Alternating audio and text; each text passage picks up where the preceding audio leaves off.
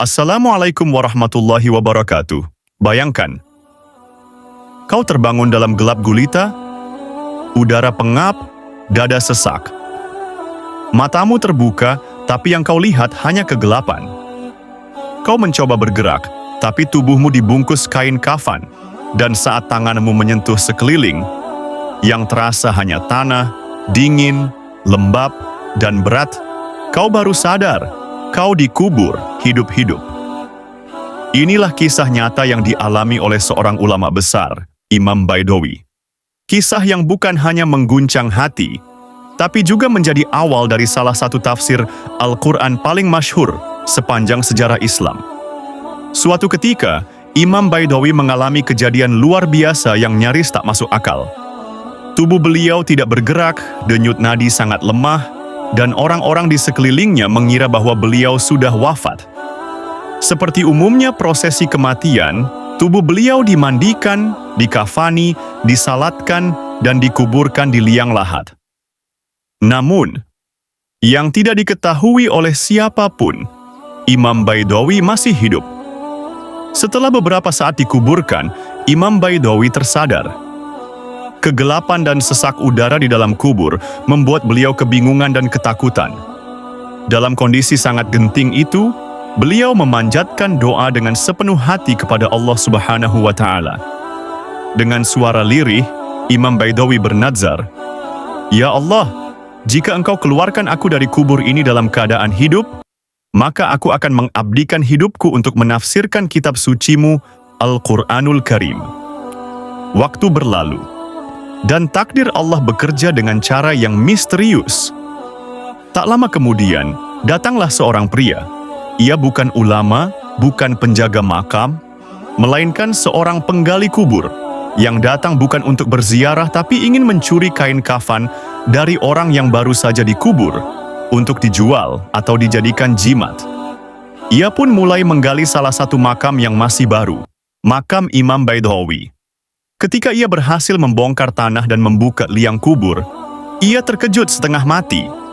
Di hadapannya, bukan mayat yang membeku, melainkan Imam Baidawi yang membuka mata dan bangkit dari dalam kubur.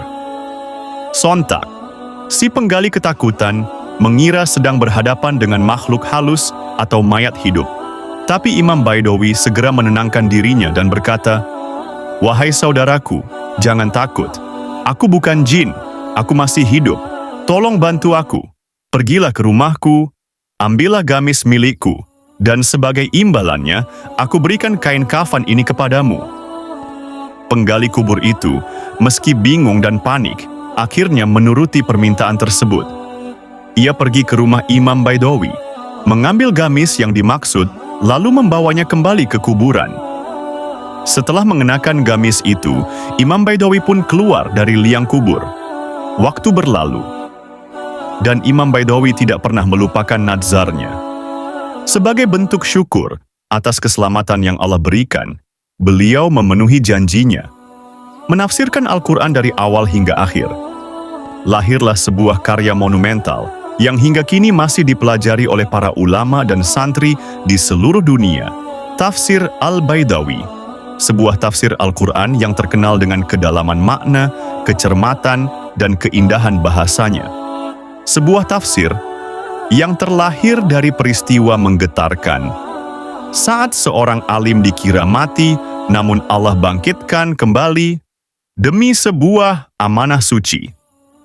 Kisah ini bukan hanya tentang keajaiban, tapi tentang nadzar dan komitmen kepada Allah. Tentang bagaimana Allah bisa mengubah musibah menjadi berkah, dan bagaimana sebuah ujian berat bisa menjadi sebab lahirnya ilmu yang menerangi jutaan hati manusia. Maka, apa nadzarmu kepada Allah? Apa yang akan kau lakukan jika diberi kesempatan kedua? Jangan tunggu terkubur untuk berjanji, tapi berjanjilah sekarang selama nyawa masih di dada.